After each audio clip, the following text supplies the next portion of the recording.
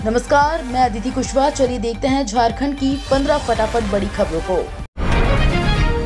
नए साल में हेमंत सोरेन के सामने बड़ी टेंशन। इस कंडीशन में पत्नी कल्पना को बना सकते हैं सीएम।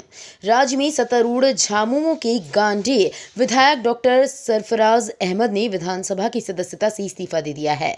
स्पीकर रविंद्रनाथ महतो ने उनका इस्तीफा मंजूर कर लिया है और डॉक्टर अहम के इस्तीफे के बाद राज्य में सियासी सरगर्मी बढ़ गई है। चर्चा है कि ईडी की अगली कार्रवाई और राजभवन से लिफाफा के संबंध में कोई निर्णय लिए जाने पर मुख्यमंत्री हेमंत सोरेन के सामने कोई विषम परिस्थिति पैदा होती है तो वो अपनी पत्नी कल्पना सोरेन को सत्ता सौंप सकते हैं।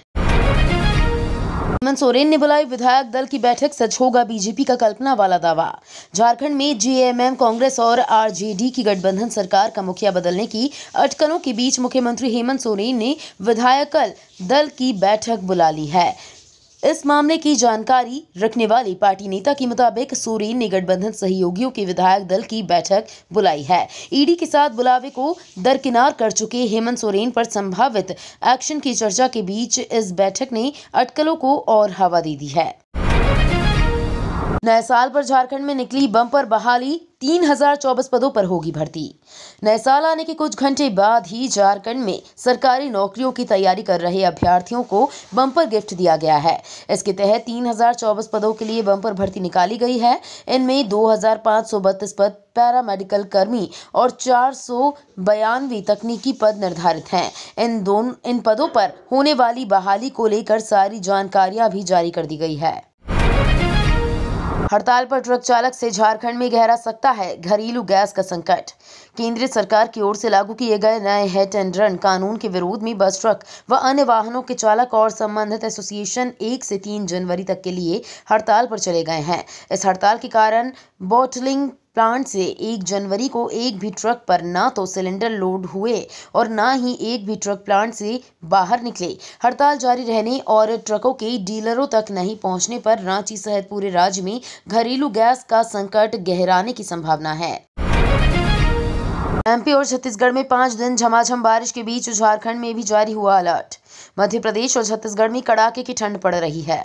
मध्य प्रदेश के कई हिस्से कोहरे की चपेट में हैं। मौसम विभाग का कहना है कि मध्य प्रदेश और छत्तीसगढ़ में 5 दिनों तक मौसम खराब रहेगा। इस दौरान दोनों ही राज्यों में छिटपुट रूप से झमाझम बारिश होगी। झारखंड में 2 दिन तक मौसम खराब रहेगा। इसी दौरान झारखंड में छिटपुट रूप से बारिश भी देखी जाएगी, जिसके लिए मौसम विभाग ने अलर्ट जारी कर दिया है। हेमंत सोरेन की रणनीति को विफल करने की तैयारी में जुटी बीजेपी। झारखंड के कथित भूमि घोटाला मामले में मुख्यमंत्री हेमंत सोरेन ईडी के सामने हाजिर होने से परहेज करते नजर आ रहे हैं। वहीं उनका बयान दर्ज करने के लिए ईडी की 2 दिन की डेडलाइन खत्म होने के बाद से सूबे का सियासी ताप बढ़ गया। ऐसी अटकलें लगाई जा रही हैं कि हेमंत सोरेन अपनी पत्नी को सीएम की कुर्सी पर बैठा सकते हैं। ऐसी अटकलों पर विपक्षी भाजपा ने भी रणनीति बनाना शुरू कर दी है। झारखंड में है एक ऐसी नदी जिसके गर्म जल स्रोत में नहाने से दूर हो जाते हैं चर्म रोग। झारखंड का लातेहार प्राकृतिक सौंदर्य के लिए जाना जाता है। यहाँ के नयनाभिराम दृश्य लोगों को बरबस अपनी ओर आकर्षित करते हैं।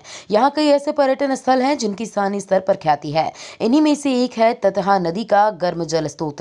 कहा जाता है कि इसमें स्नान करने से चर्म रोग दूर हो जाते हैं।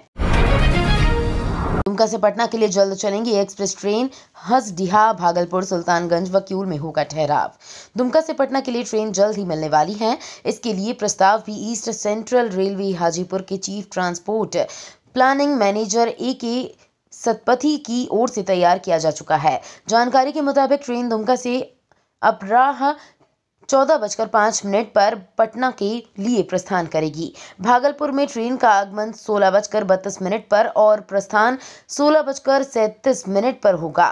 भागलपुर से ट्रेन 19:03 पर किऊल पहुंचेगी और 19:05 पर किऊल से प्रस्थान करेगी। बाबा मंदिर में उमड़ा भक्तों का सैलाब। 1.5 लाख से अधिक श्रद्धालु ने किया जलार्पण। बाबा मंदिर में भक्तों का सैलाब उमड़ पड़ा। विभिन्न प्रांतों से बड़ी तादाद में भक्त बाबा पर जलार्पण के लिए पहुंचे थे। साल की शुरुआत बाबा की भक्तों की कतार लगनी शुरू हो गई थी। सुबह मंदिर पट खुलते ही रूट लाइन बाबा वैद्यनाथ ने की जय घोष से गूंजने लगी है। बाबूलाल मरांडी ने कहा, मुख्यमंत्री को समझ में आ चुका है कि अब बचना है मुश्किल। पूर्व मुख्यमंत्री और भाजपा के प्रदेश अध्यक्ष बाबूलाल मरांडी ने कहा है कि मुख्यमंत्री हेमंत सोरेन को समझ में आ चुका है कि उनका बचना अब मुश्किल है, इसलिए वे अपने विकल्प को लेकर तैयारी कर रहे हैं। दुमका की मसानजोर में बातचीत में श्री मरांडी ने कहा कि मुख्यमंत्री को ईडी ने 7वीं बार समन किया है। फर्जी कागजात के आधार आवासीय प्रमाण पत्र बनाकर होमगार्ड में कराई जा रही बहाली। झारखंड में होमगार्ड में बहाली कराने वाले सिंडिकेट सक्रिय हैं। झारखंड का स्थानीय निवासी नहीं होने के बावजूद फर्जी कागजात के आधार पर आवासीय प्रमाण पत्र बनाकर उनको होमगार्ड में बहाल कराया जा रहा है। रांची और धनबाद जिले के होमगार्ड बहाली में ऐसा ही मामला देखने को मिला है। गौरतलब है कि धनबाद जिले में होमगार्ड बहाली के लिए वर्ष 2017 में विज्ञापन निकला था। इस बहाली में बड़े पैमाने पर गड़बड़ी की शिकायत मिलने पर सरकार ने धनबाद बहाली को रद्द कर दिया था। बाबूलाल मरांडी ने कहा, गांडी व सीट खाली करने को 200 करोड़ में हुई डील।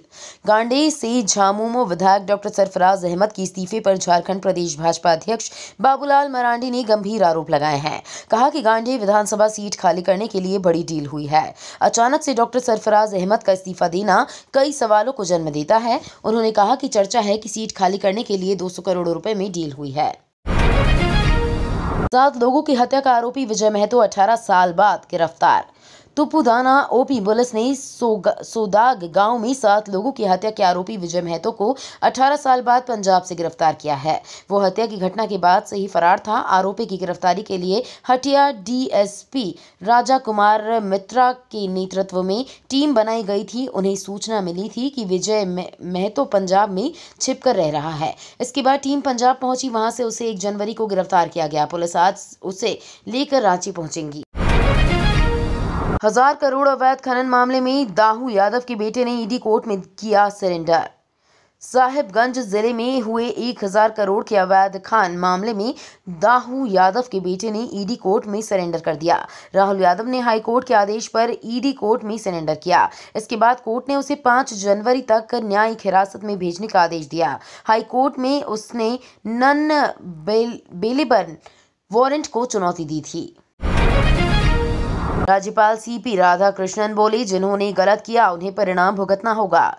झारखंड के राज्यपाल सीपी राधाकृष्णन ने राज्य के वर्तमान राजनीतिक हालात पर प्रतिक्रिया दी है। उन्होंने कहा कि जिन्होंने कुछ गलत किया है उन्हें परिणाम भुगतना होगा।